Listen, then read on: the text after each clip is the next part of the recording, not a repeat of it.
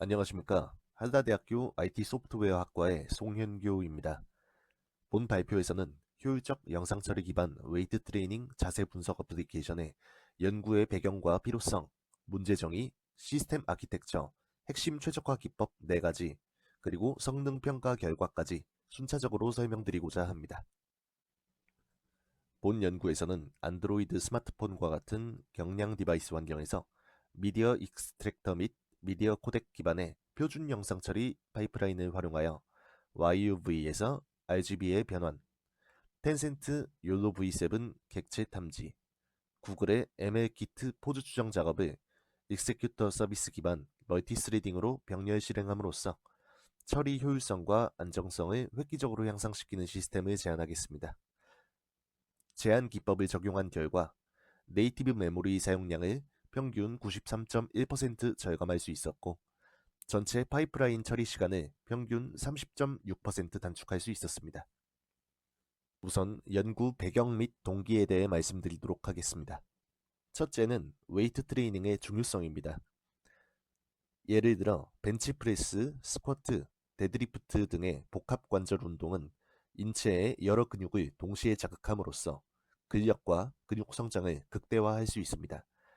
그러나 선행 연구에 따르면 운동의 자세가 조금만 틀어져도 부상의 위험이 평균 30% 이상 증가하며 잘못된 근육 사용은 정작 운동 효과를 오히려 저해하는 것으로 나타났습니다. 둘째는 자세 교정의 한계입니다. 초심자의 경우 자신의 작은 자세 변형조차 육안으로 감지하기 어려워 부상과 성장 저해가 빈번히 발생합니다. 숙련자도 미세한 자세 오류를 일관되게 수정하기는 쉽지 않으며 트레이너의 피드백이나 사후 영상 분석에 의존할 경우 높은 비용과 긴 시간이 소모된다는 제약이 있습니다.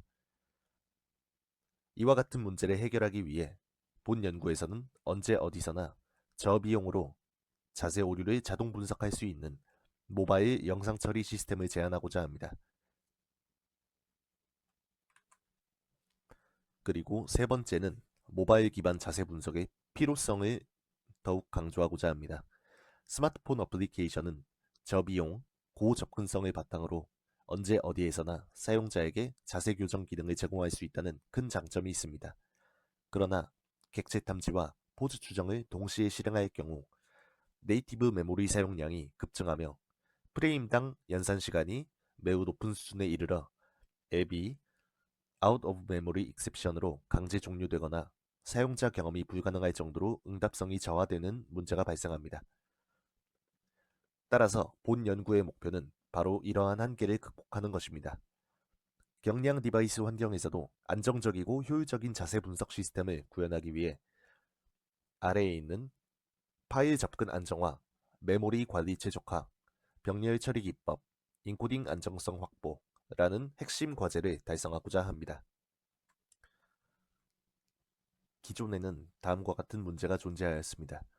첫 번째로 메모리 누수, 이로 인해 발생하는 아웃 오브 메모리 익셉션 오류였습니다.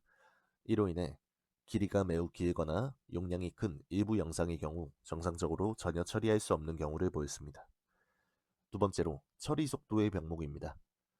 이는 설령 영상 처리를 함에 있어 성공한다 하더라도 처리하는 시간이 너무 길어지기 때문에 유저 경험을 심각하게 저해하는 요인이 되었습니다. 세 번째는 인코딩 신뢰성 부족입니다.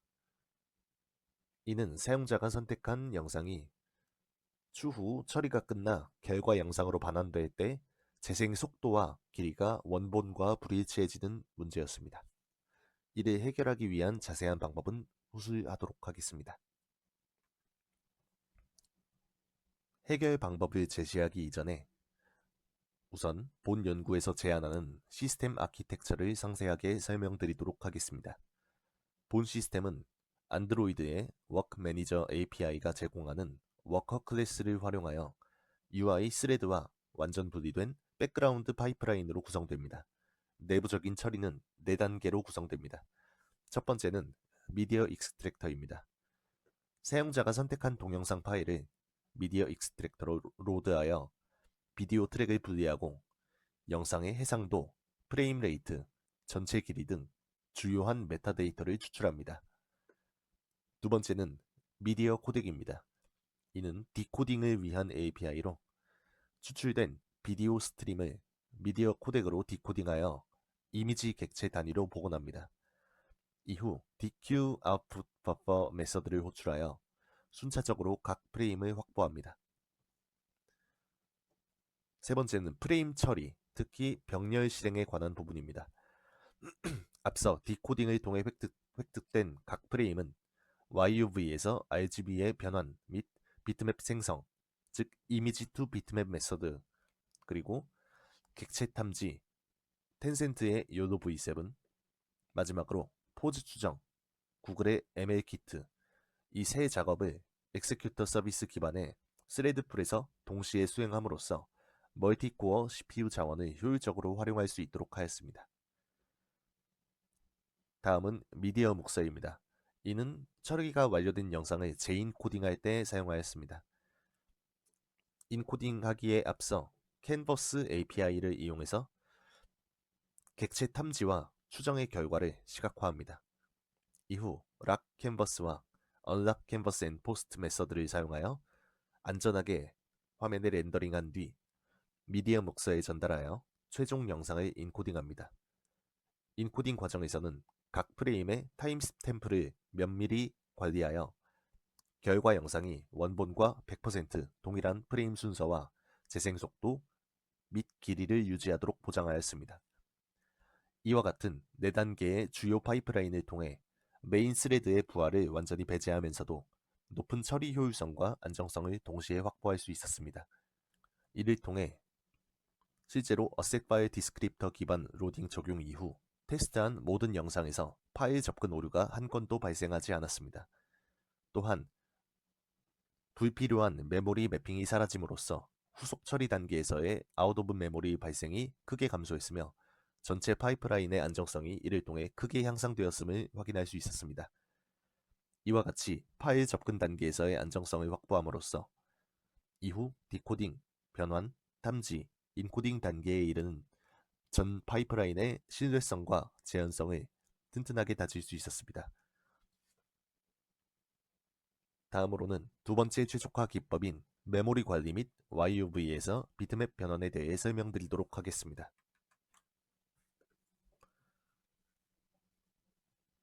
가장 빈번히 문제가 발생하는 지점은 이미지 투 비트맵 메서드였습니다. 이는 사전 정의된 메서드는 아니고 본 연구에서 필요에 의해 만든 메서드였습니다. 이는 이미지 타입의 객체를 비트맵 타입의 객체로 변환하는 역할을 합니다.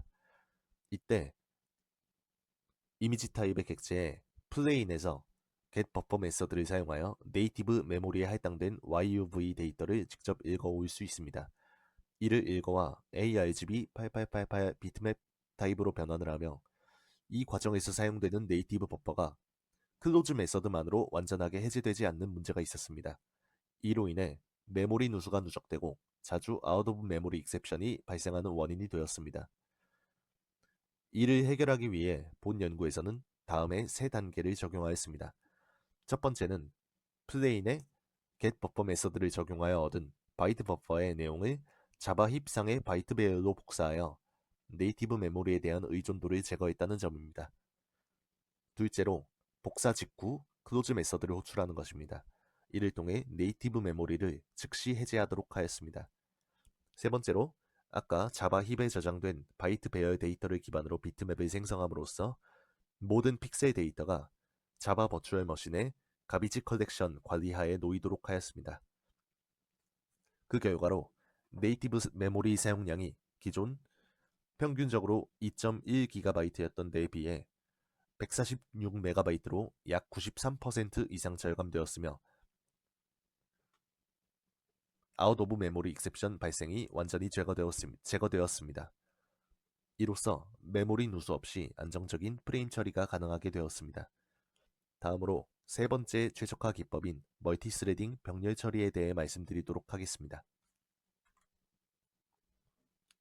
앞서 말씀드린 것과 같이 기존의 파이프라인에서는 이미지 투 비트맵 내에서 실행되는 YUV의 RGB 변환, 그리고 요도 V7 기반의 객체 탐지, 마지막으로 구글 ML키트 포즈 추정 작업이 순차적으로 실행되어 멀티코어 CPU 자원을 충분히 활용하지 못하는 경우가 발생하였습니다. 이를 해결하기 위해 다음과 같은 간단한 코드를 사용하였습니다. 해당 코드와 같이 엑세큐터 서비스 기반의 스레드 풀을 구성하여 세 가지의 작업을 동시에 병렬 실행하도록 변경을 하였습니다. 코드와 같이 풀을 호출하면 각 스레드에서 독립적으로 프레임, 변환, 탐지, 추정 작업이 수행되며 퓨처의 get 메서드를 통해 비동기적으로 결과를 수집을 할 수 있습니다. 그 효과로 전체 파이프라인 처리 시간을 평균 16.6초에서 11.5초로 약 30.6%가량 단축하는 데 성공하였습니다. 더불어 초당 처리 프레임 수, 즉 FPS를 14.7에서 20.6으로 40%가량 향상시켰습니다. 멀티코어 환경에서의 처리 효율을 극대화하였으며 후속 인코딩 단계로 전달되는 프레임 처리 속도가 크게 개선되었습니다. 다음 장에서는 네 번째, 최적화 기법인 인코딩 안정성 확보에 대해 말씀드리도록 하겠습니다. 인코더와 디코더 초기화 시점이 명확하지 않은 일반적인 재인코딩 과정에서는 미디어 코덱 API의 컨피규어 메서드 호출 시점이 불명확하고 DQ 아웃풋 버퍼 메서드를 통한 출력 버퍼 처리 루프가 부실하여 결과적으로 프레임 누락과 영상 속도 그리고 길이 브리지가 빈번히 발생하는 경우가 있었습니다. 해결을 위해 정확한 초기화를 유도하였습니다. 이를 위해 첫 디코딩 프레임의 미디어 포맷에서 FPS, 해상도 등의 메타데이터를 추출한 뒤 인코더의 컨피규어 메서드를 수행하고 이때 인자로 포맷을 줌으로써 호출 시점을 명확히 지정하였습니다. 또한 출력 버퍼 분기 처리 루프를 확실하게 개선을 하였습니다.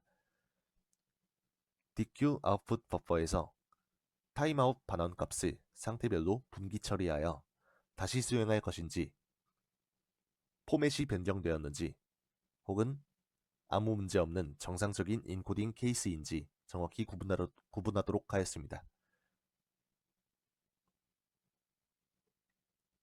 또한 캔버스 API에서 락 캔버스 메서드와 그리기, 마지막 unlock canvas and post 순으로 처리함으로써 렌더링 시 발생할 수 있는 탐지 결과 깜빡임을 완전히 제거하는 데 성공하였습니다.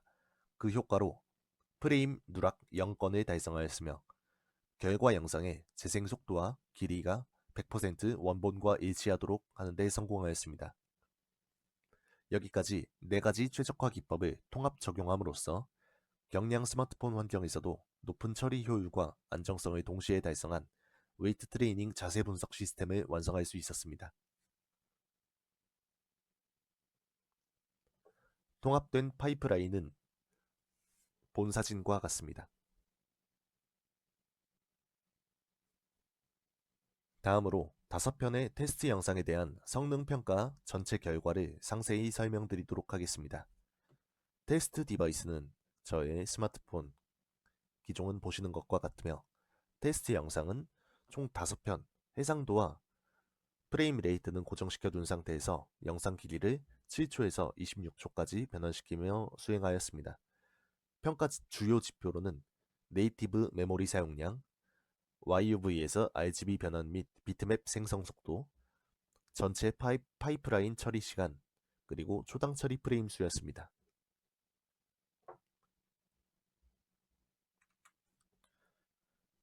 화면에 보이는 표는 비포 단계와 애프터 단계를 나란히 비교한 것으로 각 영상별로 7가지 지표를 확인하실 수 있습니다. 첫 번째는 프로세스드 프레임 카운트입니다. 비디오 1의 경우 비포 단계에서 아웃 오브 메모리 익셉션이 발생하여 처리할 수 없었으나 애프터 단계에서는 810프레임을 정상 처리하였습니다.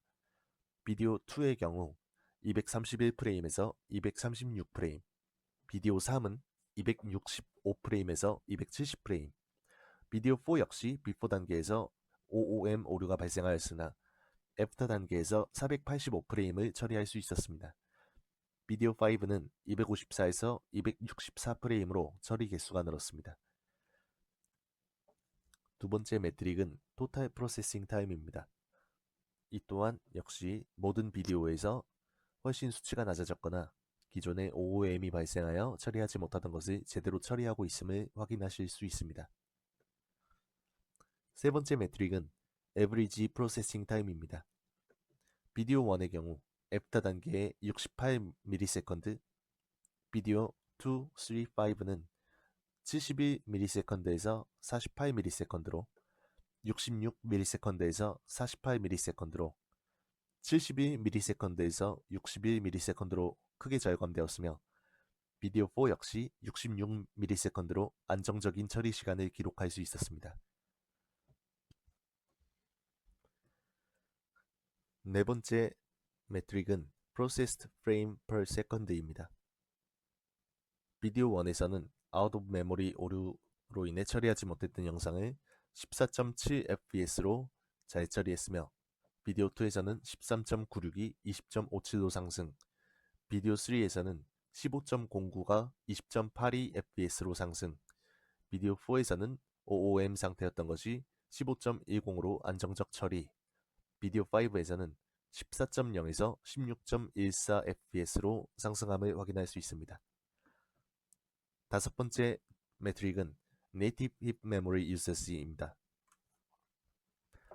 비디오 1의 경우 애프터 단계에 143MB, 비디오 2, 3는 각각 2.1GB에서 146MB로 크게 감소, 또한 2.4GB에서 146MB로 크게 감소, 비디오 4 또한 146MB, 비디오 5는 2.3GB에서 147MB로 크게 감소하여 모든 영상에서 메모리 사용량이 수백 메가바이트 수준으로 크게 절감되었습니다. 다음 매트릭은 Image to Bitmap Processing Time입니다. 이는 비트맵 변환 시간을 의미합니다. 비디오 1은 33ms, 비디오 2는 37ms에서 22ms로 감소, 비디오 3는 32ms에서 22ms로 감소, 비디오 4는 31ms, 마지막 비디오 5는 36ms에서 28ms로 모든 경우에서 변환 시간이 크게 단축되었습니다. 이상으로 성능평가 전체 결과를 살펴보았습니다. 앞서 확인하신 표의 경우 다소 복잡할 수 있었기 때문에 이렇게 직관적으로 확인하실 수 있도록 경사 차트로도 구현을 해보았습니다. 왼쪽이 기존의 수치이며 오른쪽이 개선된 수치로 모든 수치가 전반적으로 개선되거나 크게 향상되었음을 직관적으로 확인하실 수 있습니다. 그러면 이상 발표를 마치겠습니다. 감사합니다.